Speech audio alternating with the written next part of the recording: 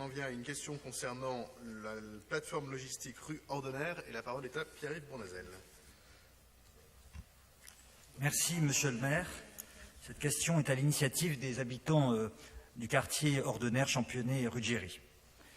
Vous avez évidemment reçu et vos services de nombreux habitants inquiets de l'annonce de l'installation possible d'une plateforme logistique.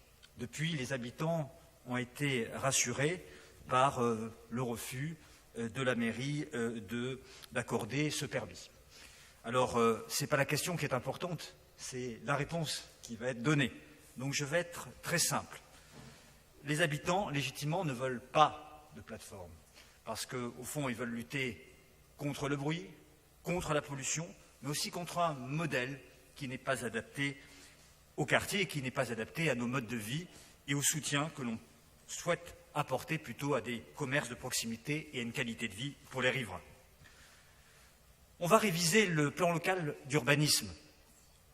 Alors c'est une occasion unique, importante, de s'assurer que de manière claire et définitive, ce projet de plateforme ne verra pas le jour.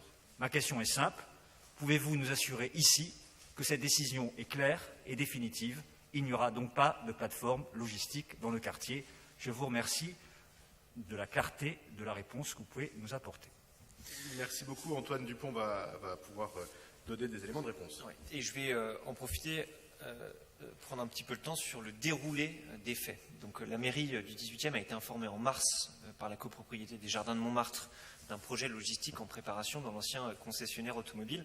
À l'époque, à ce moment-là, aucun projet n'avait été alors déposé à la direction de l'urbanisme, mais nous avons fait part à ce moment-là, quand on a été interpellé, à l'hôtel de ville de la vigilance à avoir sur ce projet, dont nous n'avions aucune pièce à ce stade. Fin avril a été déposé un premier permis de construire qui a été complété fin mai. On a reçu, nous, en mairie du 18e, seulement fin juin, dans le cadre de l'instruction, des analyses techniques de la direction de l'urbanisme et de la direction de la voirie. On s'est donc, mon collègue Mario Gonzalez et moi-même, rendus sur place pour rencontrer des représentants de la copropriété mi-juillet, pour prendre connaissance des lieux, mesurer les risques de nuisance que les riverains pouvaient légitimement craindre. Au même moment, nous avons demandé aux propriétaires des lieux et à Corsalis une présentation du projet, puisque à l'époque, Corsalis n'était pas encore venu et n'avait pas fait la démarche de venir voir la mairie du 18e arrondissement. Et nous constations donc l'absence de concertation dans le quartier de la part de Corsalis, qui, même si elle n'est pas tenue réglementairement de faire ce type de réunion, de déplorer qu'il y avait un manquement et qu'il fallait faire évoluer ce sujet. Le propriétaire du local avait informé la copropriété seulement en AG, et donc en ce moment il y a un recours sur ce sujet. Vu les oppositions croissantes et vives, légitimes, tant que l'information du projet n'était pas faite dans tous les aspects et que l'on peut redouter une hausse significative du trafic et des nuisances, nous avons proposé une médiation qui a eu lieu le 31 août dernier en mairie du 18e arrondissement. Donc cette réunion a permis d'obtenir de la part de Corsalis la réalisation à ses frais d'une étude d'impact en termes de trafic et de modification, notamment sur la partie intérieure du jardin.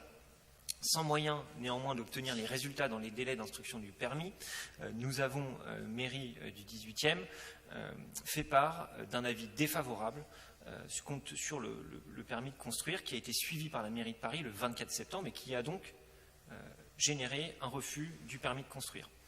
Dès le 27 septembre, les services de la voirie ont fait installer rue Désiré de Ruggieri des compteurs qui resteront jusqu'à fin octobre afin d'avoir des chiffres probants sur le flux actuel et pouvoir projeter de l'impact réel d'un projet de 2500 mètres carrés de logistique urbaine dans un quartier qui est déjà fortement congestionné.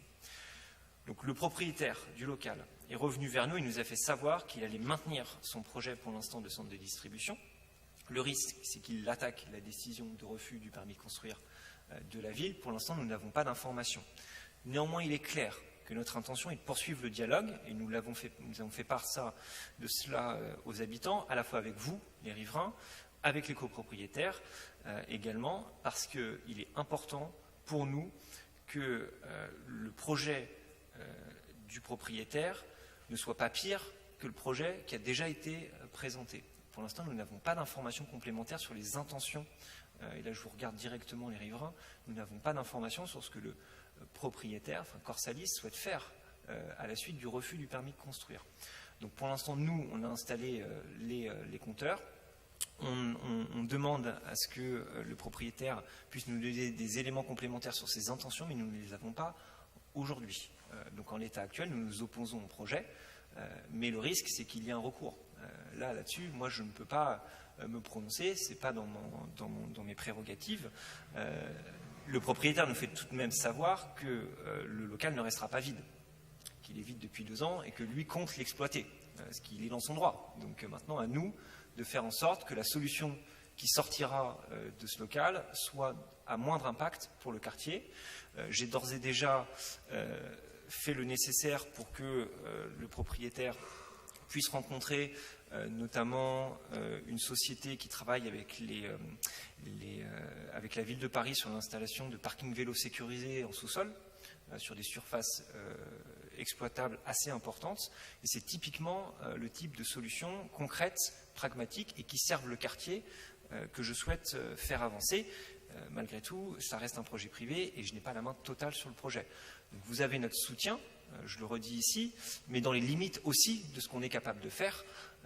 Et donc je pense que le refus du permis de construire qui émane de la ville de Paris est un premier pas vers ce que vous souhaitiez, mais néanmoins il faut aussi comprendre que le propriétaire a des droits et qu'il va les exercer. Donc il faut que maintenant on travaille en bonne intelligence, tous les trois, mairie, le porteur de projet et vous, pour qu'on arrive à une solution qui convienne à tout le monde. En tout cas, je vous remercie de votre présence et on continuera à échanger. Je me tiens à votre disposition. Merci beaucoup Antoine et merci à toi et à Mario Gonzalez de tout le travail que vous avez fait sur ce sujet qui, comme l'a très bien dit Antoine, n'est pas clos. D'abord parce que le propriétaire peut attaquer notre décision de refuser le permis de construire et ensuite c'est la justice qui tranche et elle peut trancher en notre faveur, elle peut trancher en notre défaveur. Ce que moi je souhaite avec mon équipe, c'est qu'on puisse, comme l'a très bien dit Antoine, maintenir un dialogue, pas facile, avec le propriétaire qui a des droits, puisque je vous rappelle qu'on est dans un projet 100% privé et qu'à partir de là, on connaît le système juridique français, hein, il est extrêmement protecteur et c'est sûrement très bien des propriétaires et notamment on va essayer de travailler à faire en sorte que le propriétaire ne puisse pas faire le même projet sans passer par un permis de construire, uniquement sans réaménager sur son local. S'il n'y a pas de permis de construire à déposer, s'il n'y a pas de permis d'aménager, il fera bien ce qu'il voudra. Et c'est pour ça que la partie dialogue est importante et que cette partie dialogue, elle doit se fonder sur des éléments de réalité. D'où la nécessité pour nous de faire un certain nombre de comptages et d'où la nécessité aussi, notamment dans le débat public, de ne dire que des choses extrêmement précises et extrêmement vraies. Parce que si on rentre dans une dimension qui dépasse ce cadre-là, notre parole sera moins importante face aux copropriétaires qui restent propriétaires de son lieu et qui a un dialogue par ailleurs qui a l'air compliqué, mais d'autres dans cette salle que moi en savent sûrement plus avec l'AG des copropriétaires, parce que lui est propriétaire de ses locaux dans le cadre d'une copropriété, donc un dialogue compliqué, et puis autour il y a les riverains. Dernier mot, vraiment dernier mot là-dessus, mais je le redis, bien sûr, et Antoine Dupont l'a exprimé clairement, nous ne sommes pas favorables, loin s'en faut, à ce projet. Ça n'enlève pas le fait que nous sommes favorables à des projets de logistique du dernier kilomètre en centre-ville.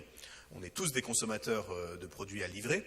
Simplement, ces projets ils doivent s'insérer intelligemment dans le tissu urbain. Ce n'est pas le cas de ce projet, mais ce n'est pas une opposition de principe à tous les projets de logistique urbaine. Loin s'en faut, je veux le dire ici aussi. On a besoin de développer des espaces de logistique urbaine. Sinon, c'est la situation qu'on connaît aujourd'hui, c'est-à-dire plein de camions qui transportent chacun très peu de marchandises et qui alimentent la circulation dans toutes nos rues. Donc le fait qu'on puisse trouver des lieux intramuros à Paris, on y travaille avec... C'est plus facile quand c'est un opérateur public pour nous, donc on y travaille de façon plus positive avec un certain nombre d'opérateurs publics, mais on souhaite développer des lieux de logistique parce que c'est ce qui va nous permettre d'éviter d'avoir des centaines de camions qui rentrent dans Paris, qui vont chacun livrer 1, 2, 3 ou 4 petits colis et on espère trouver des solutions pour permettre à ce que ces camions puissent livrer en un coup un lieu et que depuis ce lieu puissent partir des livreurs à vélo, à pied ou que sais-je encore. Et voilà, donc je voulais vraiment être clair là-dessus aussi. Ce n'est pas du tout une opposition de principe au à tout projet de logistique urbaine, mais à celui-ci, comme l'a très clairement dit Antoine Dupont, bien sûr, on est sur cette position, et puis comptez sur nous pour continuer à suivre de très près l'ensemble de ce sujet, en espérant qu'on arrivera à avoir un dialogue constructif avec le propriétaire. Mais je crois j'espère que le fait d'avoir refusé le permis de construire va l'entraîner plus à vouloir discuter avec nous qu'à vouloir nous attaquer et attendre de voir ce qui va advenir de ce refus. Mais il aurait le droit de le faire, de tout geler et d'attendre que la justice se prononce. Et grand clair, qui serait capable de savoir ce que dirait la justice. Merci beaucoup en tout cas pour cette question qui nous a donné l'occasion de faire ce point. Et allez-y. Un mot. Oui, un mot qui va intéresser M. Dupont. On me signale que les éléments de comptage de la circulation ont été vandalisés. Alors j'attire votre attention là-dessus parce que ça peut fausser les chiffres. Voilà, j'ai eu cette information dernière aujourd'hui. Très bien, on va vérifier ça. Merci beaucoup de l'information.